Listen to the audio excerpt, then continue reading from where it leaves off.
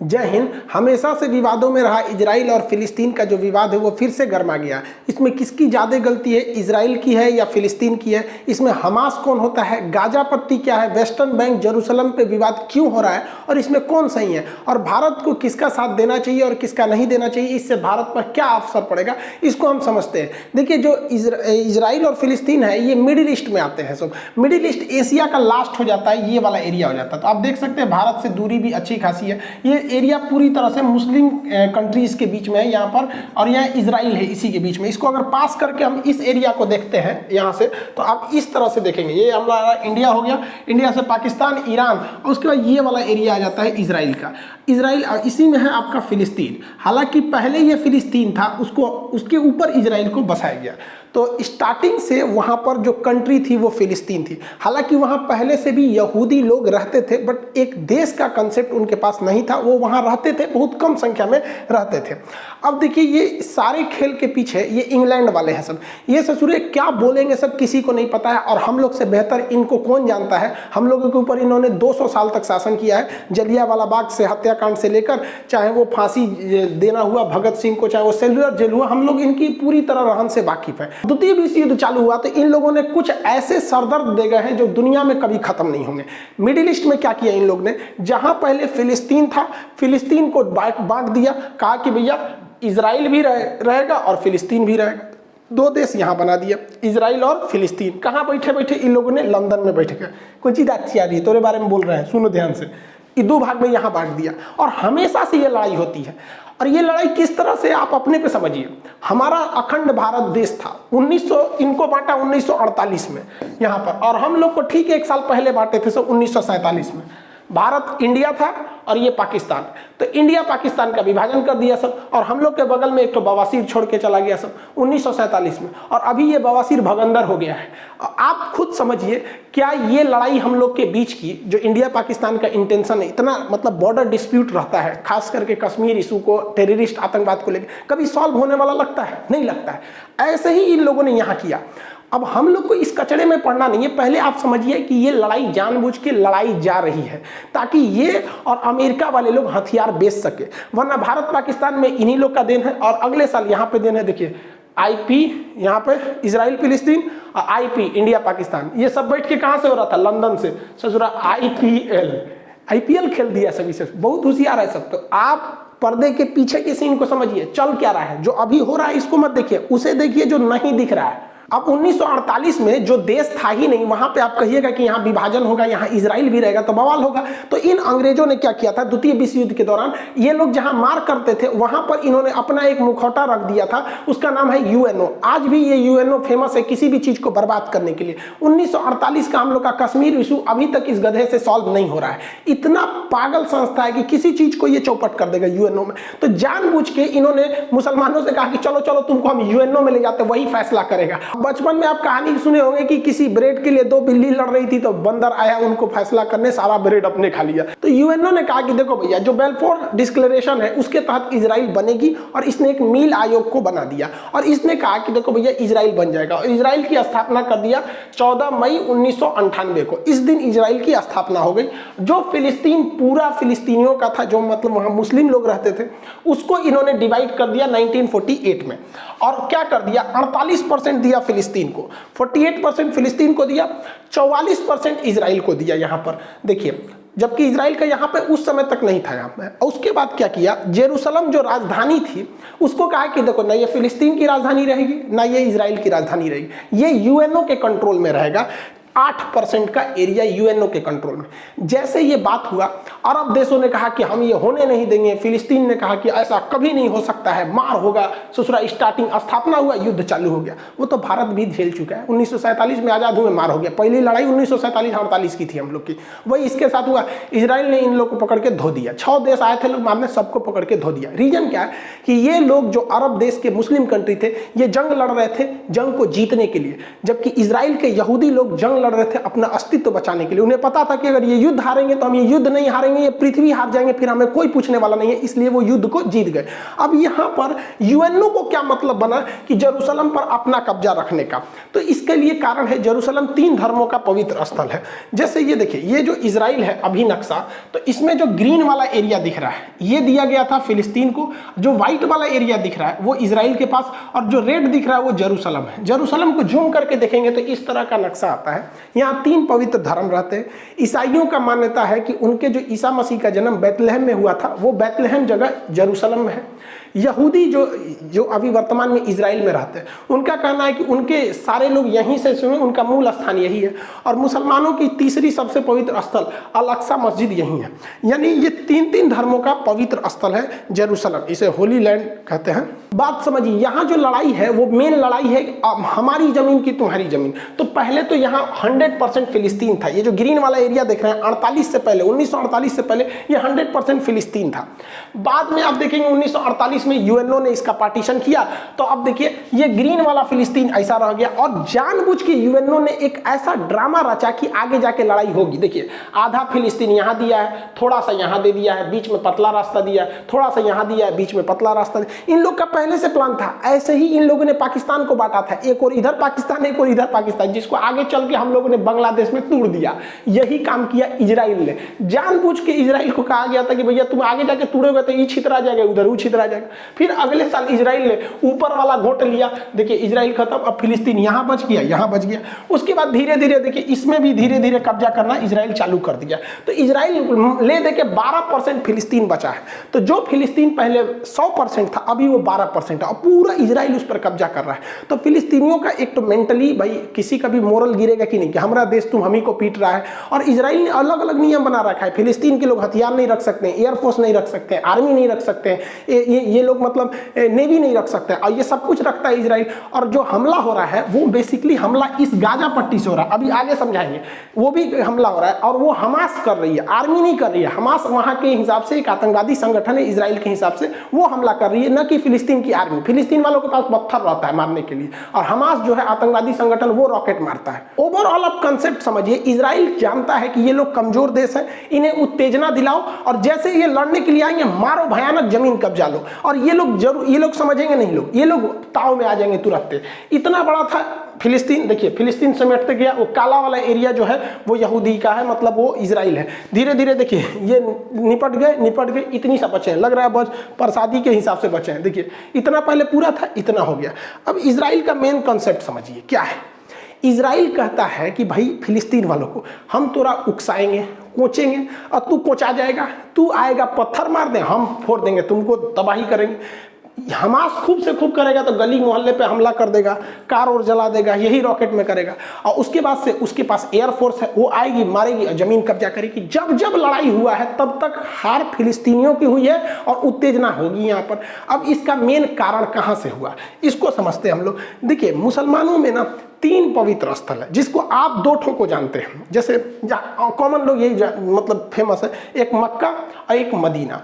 ये 2 दिखता है, हालांकि ये इतना छोटा नहीं है तो बहुत बड़ा। जैसे ये मक्का है, मक्का को देखेंगे तो बहुत बड़ा है ये। यहाँ पे यही जो छोटा सा आपको दिखाया जाता है ये मक्का, जबकि ये इतना बड़ा है, बहुत बड़ा एरिया में आ जाता है मक्का। यहाँ पर यहीं पे हज करने जाते हैं मुस्लिम लोग, यहाँ पे हज करने। ये पूरा मक्का है, बहुत मतलब जिस तरह से। और ये मदीना है, मदीना। इस मदीना में आपको बस एक ग्रीन वाला ये टॉम दिखाया जाता है, ऊपर वाला ये ग्रीन यहाँ पे। तो ये मक्का और मदीना तो फेमस ही है।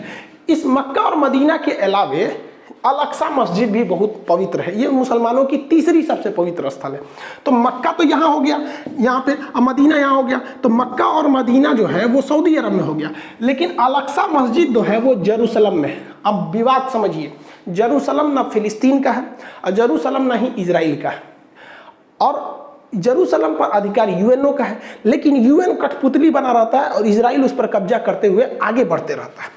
इसी यहीं पे से विवाद स्टार्ट हुआ है। लेकिन ऐसा थोड़ी होगा कि डायरेक्ट विवाद स्टार्ट हो जाएगा। कोई मंदिर में पूजा करने जाए या मस्जिद में जाए, गिरजाघर में जाए और कहे कि चलो आज बवाल करते हैं, कुछ ना कुछ पहले से मैटर होगा, वहाँ लोग इकट्ठा हुए होंगे और अचानक चालू होंगे। हुआ यहीं से है, लेकिन मैटर इसके पीछे शाहजरा का है। देखिए जो इजराइल, जो जेरूशलम जो यूएनओ के अंडर में आता है ना, उसके पास एक जगह है जिसका नाम है शाहजरा। सुप्रीम कोर्ट इजराइल की शाहजरा ने कहा कि यहाँ पे जो फिलिस्तीनी रहते हैं इनको खाली करवा दीजिए, क्योंकि यह जो जगह है वो यहूदियों का है। अब इसकी हिस्ट्री देखिए, शाहजरा को आज से लगभग 150 साल पहले यहूदियों को जब इंग्लैंड ने कहा कि हम आपको यहाँ बसाएंगे, तो वो लोग ज़मीन खरीदना चालू किए थे। वो लोग ज़मीन खरीदना चालू किए और बहुत महंगे दाम पर उन लोगों ने ज़मीन को खरीदा था इन अरब वालों से। आज जो ये अरब वाले चिल्ला रहे हैं ना, ये बहुत ज़्यादा पैसे लेकर फिलिस्तीनियों से, उनसे यहूदियों से ज़मीन बेचा था। और वो ज़मीन बेचते ये लोग खरीदे थे इस ज़मीन को, इनके पास प्रॉपर पेपर है और इन लोगों ने ही बेचा था। अब सुप्रीम कोर्ट ने कहा कि भैया 150 साल पहले ये शाहजरा की जो ज़मीन थी वो इजराइल वालों ने खरीदी थी, इसलिए जो यहाँ पर मकान फिलिस्तीन वालों ने बनाया है ना, लगभग 500 मकान, उस पर जेसीबी चलवा के तुड़वा दो। सुप्रीम कोर्ट ने ऑर्डर दे दिया कि नहीं, इसको तोड़ा जाए और वहाँ से तोड़ा मतलब तुराई खाली चालू हो गया कि भैया यहाँ से इन लोग को भगाया जाए। अब इसी का बवाल था कि भाई आप पुराना मैटर क्यों खोल रहे हैं, 150 साल पहले क्या था उस तरह से। जो लोग फिलिस्तीन का समर्थन करते हैं वो कहते हैं कि जो 150 साल पुराना मैटर है उसको लाओगे उस हिसाब से तो बहुत से लोग इधर से उधर हो जाएंगे। लेकिन वही लोग क्या कहते हैं, तुर्की का वो लोग विरोध नहीं करते हैं, क्योंकि तुर्की में एक बहुत बड़े राजा थे उस समय का, सुल्तान अल फतेह। इन्होंने क्या किया भैया कि तुर्की का जो हाजिया सोफिया जो मस्जिद है, पहले वो तो चर्च था, उस चर्च को इन्होंने खरीद लिया। चर्च को खरीद लिया, यहाँ पे हाया सोफिया को पैसे में खरीद लिया था इन्होंने। और उसके बाद जब द्वितीय विश्व युद्ध हुआ तो अंग्रेजों ने कहा कि देखो भैया, इसकी पुरानी हिस्ट्री तो ये चर्च थी, बाद में इन्होंने खरीद के मस्जिद बना दिया, एक काम करो ये झमेले से हटा दो, इसको म्यूजियम बना दो। तो द्वितीय विश्व युद्ध के बाद उसको म्यूजियम बना दिया गया। लेकिन भाई साहब ये तैयबुल अर्दोगान आए, कहे कि ना म्यूजियम कैसे, 400 साल पहले हम लोगों ने खरीदा था, इसलिए यहाँ मस्जिद होनी चाहिए। भाई साहब यहाँ पे लोगों ने तर्क दिया कि भाई हम खरीदे थे तो हमारा अधिकार है। तो भाई साहब यहाँ भी जरा ध्यान दीजिए, यहाँ भी वही वाला कंसेप्ट लगा है।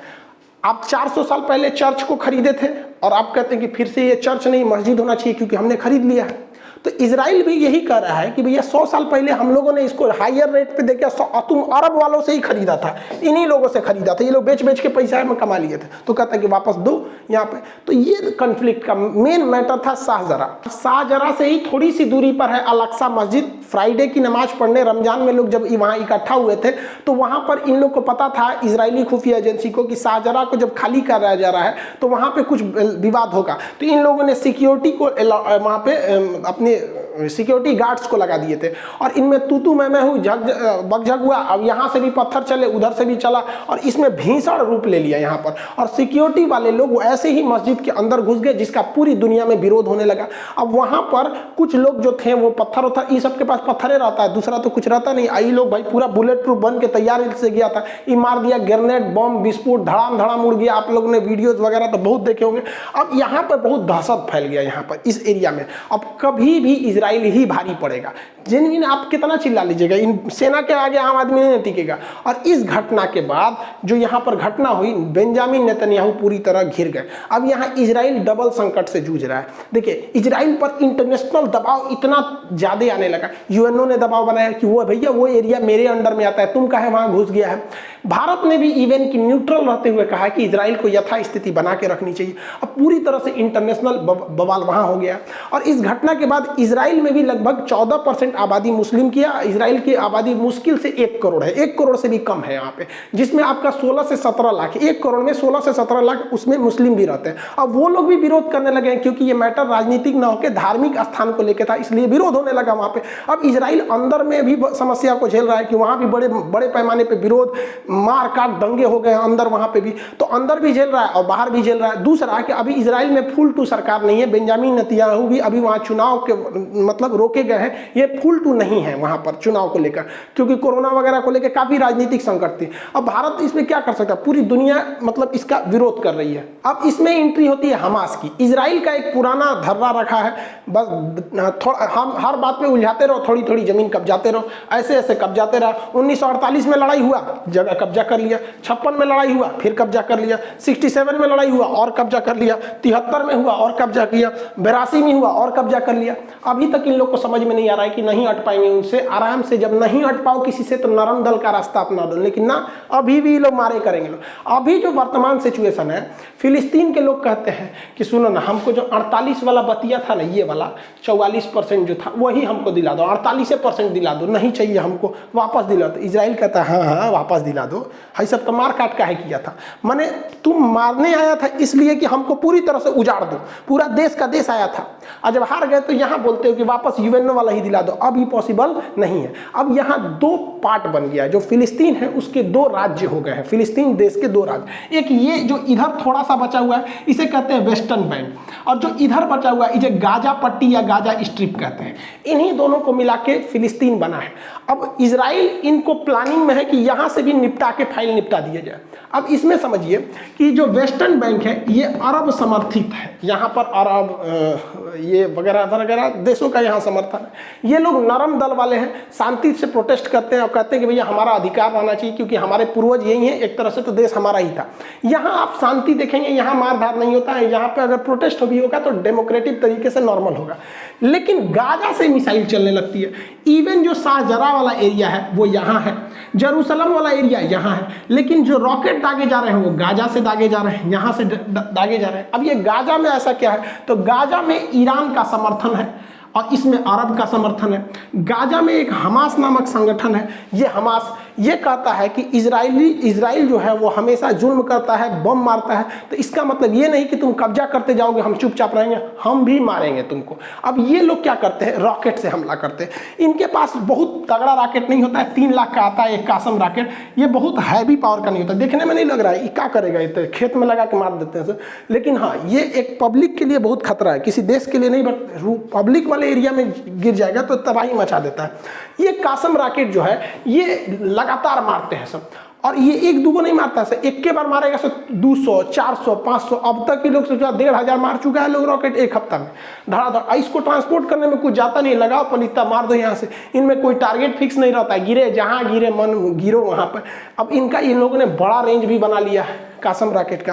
पहले इजराइल का थोड़ा सा एरिया आता था, अभी धीरे धीरे इन लोगों ने पूरे एरिया को कब्जा कर लिया, इस कासिम रॉकेट के अंदर में आ गया, तेल अवीव तक हमला कर दिया है वहां से। इस बार हमास ने इजराइल को ज्यादा क्षति पहुंचाया पिछली बार के तुलना में। अब आप कहेंगे कि गाजा के पास ये रॉकेट आ कैसे जाता है, क्योंकि गाजा का जो एरिया है अगर आप ध्यान से देखेंगे तो ये गाजा का एरिया आप इधर देखेंगे तो इधर से इजराइल से घिरा हुआ है, इधर से समुद्र से घिरा हुआ है। तो समुद्र में इजराइल की नौसेना रहती, इधर थल सेना रहती, ऊपर वायुसेना रहती, आ कैसे गया। तो ये एरिया थोड़ा सा मिस्र का एरिया लगता है, यहाँ मिस्र का। तो मिस्र के रास्ते ये पहुंच जाते हैं, जिसमें हमारे ओबामा साहब ने बड़ा भारी रोल निभाया था मिस्र तक पहुंचने में। देखिए ये मिस्र देश है, मिस्र का ये सिनाई प्रायद्वीप है, ये गाजा से सटता है। तो जब बराक ओबामा थे ना, तो इनको मिडिल ईस्ट में हीरो बनने का शौक था। इन्होंने ईरान से समझौता किया था, और P+ करके आप लोग 2013 में अगर होंगे तो 13 वाला को अगर करंट अफेयर को देखेंगे तो वहाँ ध्यान में होगा। तो इनका संबंध इन दोनों से बहुत अच्छा था, क्योंकि इन्हीं के समय यहाँ पे ओसामा बिन लादेन मारा गया था, और इन लोगों ने अमेरिका को पाकिस्तान को क्लीन चिट दे दिया था, कि पाकिस्तान को तो पता ही नहीं था क्लीन चिट है, उसको नहीं पता था यहाँ पर। अब भाई साहब ईरान को जब परमिट मिला तो ये ईरान यहाँ से इसी कासिम रॉकेट को ये सिनाई प्रायद्वीप के माध्यम से यहाँ ठुसवा दिया, सुरंग बना पहुंचा दिया हजारों की संख्या में, इवन की वहाँ फैक्ट्री लगवा दिया, और यही रॉकेट आज इजराइल में तबाही मचाते हैं। इसलिए हमको आपको इस मचमच में पड़ने की जरूरत नहीं भाई साहब, ये लोग खुदे पहुंचे हुए फकीर है। ये लोग हमेशा चाहते हैं लड़ाई हो, क्योंकि लड़ाई ना होगा तो इनका हथियार नहीं दिखेगा, क्योंकि अगर अंधेरा ना हो तो टॉर्च का बिजनेस ही खत्म हो जाएगा। हालांकि इजराइल की एक मिसाइल डिफेंस सिस्टम है जिसका नाम है आयरन डोम, ये छोटे दूर में किसी भी मिसाइल को मार के गिरा देती है। अब वहां से ये लोग कितना भी रॉकेट मारे, उसका 90% रॉकेट को ये मार के गिरा देते हैं। अक्सर आप सुनते होंगे कि 1200 मिसाइल दाग दिया गया, कई आदमी मारा, तो कभी 1 कभी 2 कभी 3 ऐसा होगा। आप खुद सोचिए, भारत अगर चाइना या पाकिस्तान पे 1200 मिसाइल मारेगा तो एक आदमी कई गो शहर चल जाएगा यहाँ पे। तो पहला कि इनका रॉकेट छोटा होता है, हमास वालों का ये लोग डिफेंस कर लेते हैं। कभी कभी क्या होता है, हमास भी इस चीज को पकड़ लिया है, वो जानता है कि इसका रडार जो है ये कितने रॉकेट को पकड़ गया, आप कितना मारेंगे, क्षमता भरना। तो ये लोग एक ही साथ 200 250 300 400 पूरा दाग देता है। अब उसमें कंफ्यूज हो जाता है, मारते मारते 2-4 शहर पे गिर ही जाता है यहाँ पर। तो इन लोग को थोड़ा इकोनॉमिकल लॉस होता है, लेकिन इन लोग के पास ये करोड़पति है भैया, इनके लिए 30 लाख उतना मायने नहीं रखता है जितना उन लोग के लिए 3 लाख मायने रखता है, क्योंकि उनको रमजान में रोजा खोलने के लिए भी जो खाना दिया जा रहा है ना, वो यूएई और यूएन के थ्रू आ रहा है वहां पे पैसा, तो खाए को नहीं है उन लोग के लिए 3 लाख बहुत हो जाता है। जनरली लोगों को लगता है कि ये दुश्मन की मिसाइल है और इस तरह मिसाइल आके मारती होगी, ये तरीका गलत है। मिसाइल ऐसे नहीं इंटरसेप्ट करती है, बल्कि उसके बगल से गुजर के और उसके बाद खुद को, जैसे ये बगल से गुजरेगा ये खुद को फाड़ लेता है। यहाँ पर इसको नेक्स्ट क्लास में बता देंगे कि आयरन डोम काम कैसे करता है। ओवरऑल जब भी लड़ाई हुआ है तो हमास जो है वो उधर से वो फायरिंग करता है और इजराइल फायर इधर से करता है। अब चूंकि फिलिस्तीन के पास अपनी आर्मी नहीं है, उनके पास ना नेवी है, ना एयरफोर्स है, ना कुछ है, तो वो लोग कुछ नहीं कर सकते। या तो हमास नामक आतंकवादी संगठन के थ्रू ये लोग मारेंगे, आम जनता के पास केवल पत्थर है, लाठी है, इसके सिवा वहां पर कुछ नहीं है। और इजराइल के पास बहुत हैवी पावर है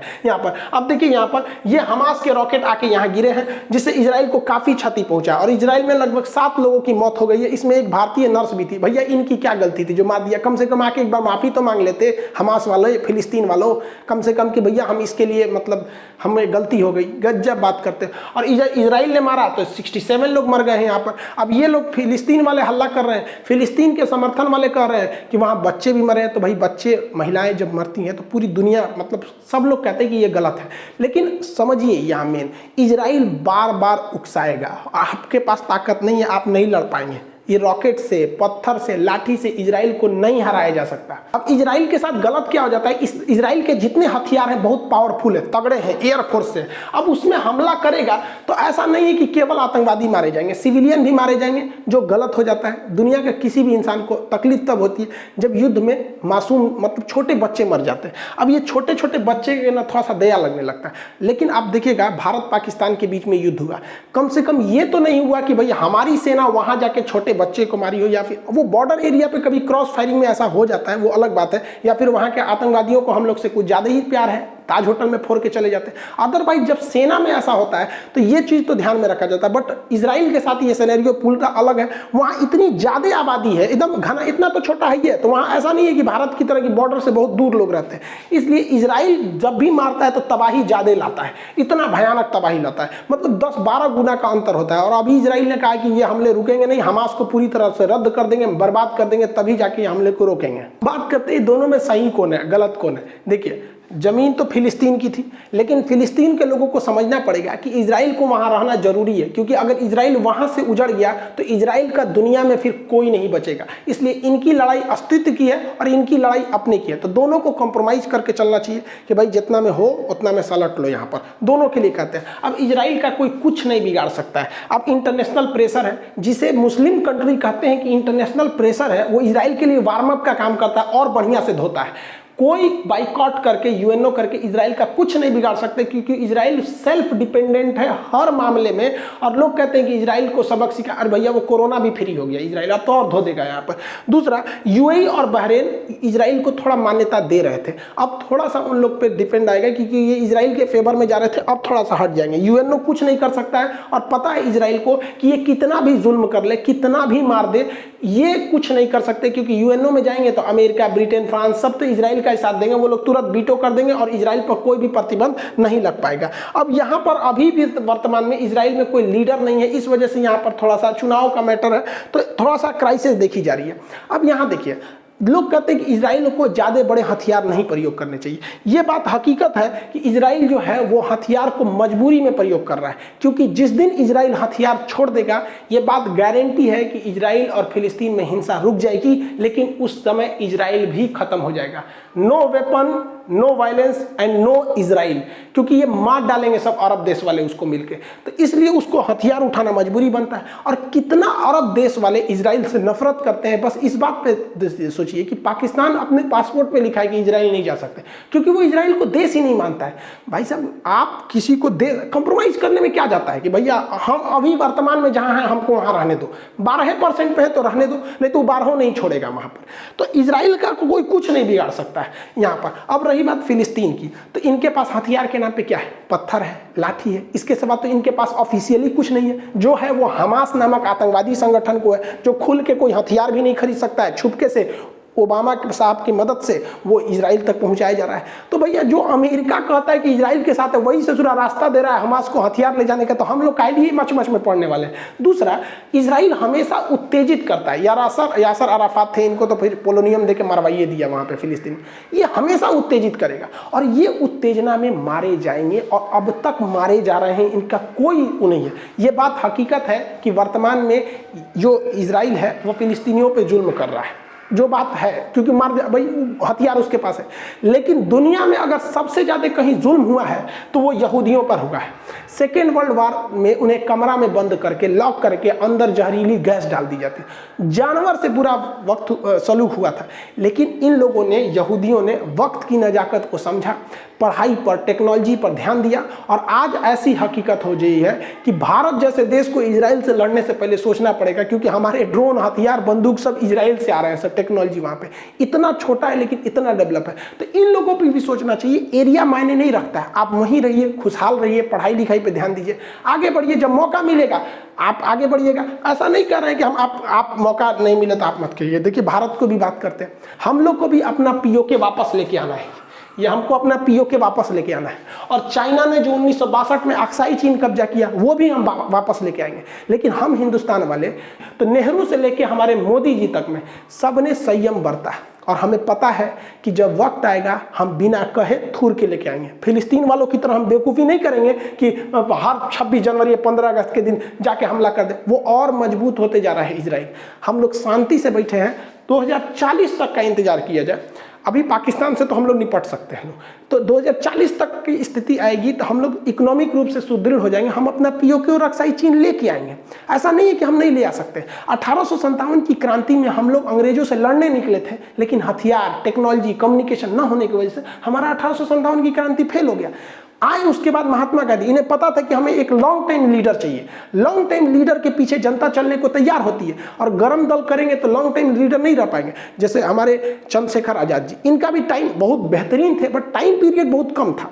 भगत सिंह, ये भी बहुत बेहतरीन, बट टाइम पीरियड कम रह गया। तो गांधी जी को पता था कि भैया हमको लॉन्ग टाइम तक एक लीडर चाहिए, इसलिए नरम दल वाला अपना है। और जब लास्ट मोमेंट आया, यही गांधी जी है ना, करो या मरो बोलने वाले, यही है ना, भारत छोड़ो आंदोलन चलाने वाले, अंग्रेजों भारत छोड़ो। सबसे ज्यादा हिंसा गांधी जी की अगर किसी आंदोलन में हुआ था तो भारत छोड़ो आंदोलन में, और भी पहले दिन गिरफ्तार हो गए। तो वक्त आने पर कोई भी काम करना चाहिए भैया, अभी अपने पे ध्यान दो। हम लोग से कुछ सीखो, हम लोग को भी हमारा पीओके वापस चाहिए, अक्साई चीन वापस चाहिए, लेकिन हम लोग गला नहीं फाड़ते, हम लोग प्लानिंग करते हैं। वक्त बदलते कभी देर नहीं लगती है। मोदी जी जब 2014 से पहले चुनाव नहीं जीते थे ना, तो अमेरिका ने कहा था कि मोदी जी को हम अमेरिका में घुसने नहीं देंगे, वीजा नहीं देंगे। और यही अमेरिका है जो वीजा नहीं दे रहा था, अभी बुला के पिज्जा खिला रहा है यहाँ पर, हाउडी मोदी कर रहे हैं यहाँ पर। वक्त बदला कि नहीं बदला? भारत की शक्ति ऐसी है कि भारत ने सबको जब वैक्सीन दिया था, तो अभी जब भारत को ऑक्सीजन की जरूरत पड़ी, पूरी दुनिया पहुंची, इवन अरब देश वाले भी पहुंचे, सिंगापुर, कौन नहीं आया भारत को। तो जब आप सबसे मिलजुल के रहेंगे, सब आपकी मदद के लिए आएंगे। आप बस अपने लिए रहेंगे तो केवल आपके अपने ही आपको पूछेंगे, फिर पड़ोसी आपको नहीं पूछेंगे। अभी तो इजराइल ये कुछ नहीं बता रहा है, अभी तो ट्रेलर चल रहा है। इजराइल ने कह दिया कि हमले नहीं रुकने वाले हमास पे। इजराइल का प्लान है ग्रेटर इजराइल बनाने का। जिस तरह इंडिया में नोएडा था, ग्रेटर नोएडा बन गया, उसी तरह पहले तो फिलिस्तीन था, वहां बना इजराइल, अब बनेगा ग्रेटर इजराइल। जरा ध्यान से देखिए ग्रेटर इजराइल का नक्शा, ये अभी वर्तमान इजराइल है जो अभी चल रहा है। और ये जो ब्लैक डॉट देख रहे हैं ना, इनका प्लान है ग्रेटर इजराइल बनाने का। यहां से ये मिस्र पर कब्जा करेंगे, यहां से सऊदी अरब का ये वाला कब्जा करेंगे, कुवैत करेंगे, इराक को ले जाएंगे, सीरिया को ले जाएंगे, तुर्की का ये लेके आएंगे, जार्डन तो पूरा बीच में चला है, लेबनान। तो ये इन लोग का पूरा प्लानिंग है भाई साहब, ग्रेटर इजराइल बनाने का। और आप खुद सोचिए, देखिए नफरत अलग चीज होती है, जो फिलिस्तीन के समर्थन भी है वो भी जरा ये बात को सोचे कि अगर ये हमला करने आ जाएगा तो इन्हें कौन रोक सकता है। 6 दिन में इन सारे देशों को हरा दिया था 1967 में इसने, तो इसको कोई नहीं रोक सकता, ये इनका प्लानिंग है यहाँ पे। तो अभी के वक्त में भाई साहब आप खुद समझिए कि ये गरम दल के हिसाब से आप यहाँ थे, इतनी समय सिमट गए। जिस हिसाब से इजराइल आपको उकसा रहा है और आप इजराइल की चाल नहीं समझ पा रहे हैं, वो उकसाएगा और आपकी ज़मीन छीनेगा और पूरी दुनिया के पास उसके पास बहाना रहेगा। इवन जो बाइडेन ने भी कह दिया कि इजराइल को अधिकार है, वो अपनी रक्षा कर सकता है। इजराइल दुनिया को दिखाएगा कि मेरे पास 1200 रॉकेट दागे गए, लेकिन ये नहीं दिखाएगा कि इस रॉकेट में उतनी क्षति नहीं हुई जितनी उसके एक रॉकेट में हमास को हो गई। वो तो यही चाहता है। और अगर इन लोग का यही हाल रहा तो आने वाले वक्त में इजराइल इन लोग को यही दे देगा, जो मीट काटने वाला लकड़ियाँ होता है ना, यही बांट देगा। तुम लोग का देश खत्म हो गया, तुम लोग ये ले लो, इसी पे बैठना, इसी पे बैठ के जिंदगी बिताना पड़ेगा। अभी भी वक्त है इन लोग को कॉम्प्रोमाइज कर ले, वरना वहां से यहाँ आ गए, अब ये इस पे बैठ के जिंदगी बिताना पड़ेगा। इजराइल इसको कटवा के रेडी रख रहा है यहाँ। और फिलिस्तीन के लोगों को लगता है कि ये अरब देश बचाएंगे। अरे ये क्या बचाएंगे? इन लोग को कुछ नहीं बचा सकते हैं। इन लोग का खुद का हालत खराब हुआ रहता है, तेल खत्म, खेल खत्म। इन लोग के पास आता क्या है इनको? ये अरब वाले और पाकिस्तान, तुर्की, ये क्या बचाएंगे? समझिए ध्यान से। चाइना का इधर का एरिया जो है ये कहलाता है उगर मुसलमानों का ये एरिया है। यहाँ पर उगर मुसलमान रहते हैं, सिंजियांग प्रांत है। यहाँ पर चाइना कहता है कि मुसलमान को कुरान उतना ही पढ़ना है जितना हम बताएंगे। यहाँ महिलाएं अगर कपड़ा पहन लेती हैं पूरा, तो उसको 20 सड़क पे उसके कपड़े काट दिए जाते हैं कि घुटना से ऊपर कपड़ा रहना चाहिए। कोई अरब देश आवाज नहीं उठा सकता है। वहाँ किसी भी लड़की को उठा के लेके चल जाते हैं। ऑनलाइन किसी को चाहिए ऑनलाइन लेके चल जाओ इन लोग को। जिस तरह से जोमेटो इस सब पे ऑर्डर होता है ना, वैसे यहाँ ये लोग ऑनलाइन उठा के लेके चल जाता है मजदूरों को, लड़कियों को। ऐसे कोई नहीं बोल सकता, आज तक कोई आवाज नहीं उठा सकता है। यहाँ इस तरह से सरेआम लाठी डंडा से पीटा जाता है। लेकिन ये दोहरी नीति ना हो जाती है कि अगर इजराइल करेगा तो हम आवाज उठाएंगे इस आधार पर कि मुस्लिम पर अत्याचार क्यों हो रहा है, और चाइना कहेगा तो हम कुछ नहीं बोलेंगे। ये दोहरी नीति है। यहाँ पर चीन का विरोध करना चाहिए तो देखिए ये अरब के राजा चीन के साथ, ये तुर्की वाला भाई साहब, ये देखो ये चीन के साथ है। और ये पाकिस्तान, इमरान खान तो सोच रहा है इसका रखेल बन गया, ये क्या बोलेगा यहाँ पर? ये लोग के भरोसे है, ये कुछ नहीं कर सकता है। देखिए पूरी दुनिया को अहिंसा, सच्चाई और शांति के रास्ते पे चलना सिखाया था दलाई लामा ने, बौद्ध धर्म ने। नतीजा क्या हुआ? 1959 में तिब्बत को ही गंवाना पड़ गया। अहिंसा पे चले थे, देश गायब हो गया। फिलिस्तीन हिंसा पे चला, दूसरे का देश कब्जा कर लिया। दोनों में अंतर होता है, याद रखिएगा। अगर आप देश को बचाना चाहते हैं तो आपको शस्त्र उठाना ही पड़ेगा, और अपनी संस्कृति बचाना चाहते हैं तो शास्त्र उठाना पड़ेगा। हम खुशनसीब हैं जो ऐसे देश में जन्म लिए हैं जहां शस्त्र और शास्त्र दोनों में किसी की कमी नहीं है। ओवरऑल भाई फिलिस्तीन को नरम दल का रुख अख्तियार करना चाहिए और हमास उमास को साइड करके कॉम्प्रोमाइज कर लेना चाहिए। विश्व के आगे कहना चाहिए कि भैया हम 12% पे रहेंगे, लेकिन पूरी गारंटी दे दीजिए पूरी विश्व बिरादरी की 12% में 1 कट्ठा जमीन कम नहीं होगा, हम 1 रॉकेट वॉकेट नहीं दागेंगे। शांति से रह जाओ भाई, इसी में भलाई है। अब रही बात भारत की, भारत किसका साथ देगा, इजराइल का कि फिलिस्तीन का? देखो ऐसे कहने के लिए तो फिलिस्तीन से हमें कुछ नहीं मिलता है, लेकिन अगर हम फिलिस्तीन का साथ देते हैं इनडायरेक्टली या डायरेक्टली करके, हम लोग शुरू से फिलिस्तीन का ही साथ दिए और अभी भी वहीं देते हैं इनडायरेक्टली करके, क्योंकि हमें पता है कि अगर हम फिलिस्तीन के साथ खड़े रहेंगे तो अरब देश हमारे साथ खड़े रहेंगे। जैसे अभी देखिए वो लोग ऑक्सीजन टैंक का सप्लाई किए, पेट्रोलियम का सप्लाई वहीं से आता है, क्योंकि हमारे पास वो पास पड़ता है, वहां से पेट्रोलियम सस्ता पड़ेगा। और आपको भी पता है कि गल्फ कंट्री के अलावा अगर कहीं से पेट्रोलियम लेते हैं तो बहुत महंगा पड़ेगा, और भारत में पेट्रोल महंगा हो रहा है। दूसरा कि भारत में लाखों लोग अरब देशों में काम करते हैं, तो हमें पेट्रोलियम चाहिए, वो देश मतलब वहां रोजगार चाहिए, इसलिए हमें न्यूट्रल होकर रहना पड़ता है। दूसरा कि हम चाह के भी इजराइल का समर्थन नहीं कर सकते, ये डिप्लोमेटिक कारण समझिए। पाकिस्तान चाहता है कि हम इजराइल का समर्थन कर दें, लेकिन हम करेंगे तो उल्टा फंस जाएंगे। क्यों? क्योंकि अगर जहां हम इजराइल का समर्थन करेंगे कि इजराइल द्वारा कब्जा की गई जमीन इजराइल की हो गई, तो पाकिस्तान कहेगा बहुत अच्छा, तब तो पाकिस्तान द्वारा कब्जा किया गया पीओके भी मेरा होगा। और चाइना उधर से कहेगा बहुत अच्छा, आप कहिए रहे कि कब्जा किया जमीन उसका हो गया, तो हमारा अक्साई चीन भी मेरा हो गया। तो भारत इस दुविधा में है, लेकिन हम लोग ससुरा बहुत होशियार निकले। हम लोग इजराइल को बुलाएं, बेंजामिन नेतन्याहू को, और कहें कि देख भैया हम तुम्हारा समर्थन करना चाहते हैं, लेकिन हमारा हाई मैटर गड़बड़ है, एक काम कर, तू हमको वापस दिलवा दे पीओके, और ये दिलवा दे हमको अक्साई चीन। जब मेरा वापस आ जाएगा हम खुल के कहेंगे कि इजराइल तुम्हारे साथ है, लेकिन अब तक नहीं। तो ये समझ गया, ये लोग होशियार लोग हैं, समझ गया। तो भारत को हथियार देते हैं। इवन करगिल की लड़ाई में सेंसर बम इजराइल ने ही दिया था। तो आप समझ गए कि अभी हम चाह के भी इजराइल को समर्थन नहीं देंगे, वरना अगर समर्थन दिए तो यूएनओ में हमारा कश्मीर का मैटर अटका, हम अपने पैर पे कुल्हाड़ी मार लेंगे। तो उत्तेजना में आके नहीं करना है। हम लोग से क्या मतलब है? हम लोग के मैटर में कोई आता है? गलवान घाटी में कौन आया था हम लोग को बचाने के लिए? या लड़ाई जब हुई थी तो हम लोगों ने खुद झेला था, ये लोग भी खुद समझेंगे अपना। खुद नहीं समझेंगे तो फिर बर्बाद होंगे। आई होप जो इंग्लैंड ने आग लगाया था यहाँ इजराइल फिलिस्तीन में, और जो भारत पाकिस्तान में, न ये आग बुझने वाली है न ये आग बुझने वाली है। ई भाई साहब को कश्मीर चाहिए, आई भाई साहब को पूरा इजराइल खत्म करके फिलिस्तीन चाहिए। ये सॉल्व होने वाला नहीं है। आई होप आप इसे समझे होंगे। मिलेंगे नेक्स्ट क्लास में। जय हिंद।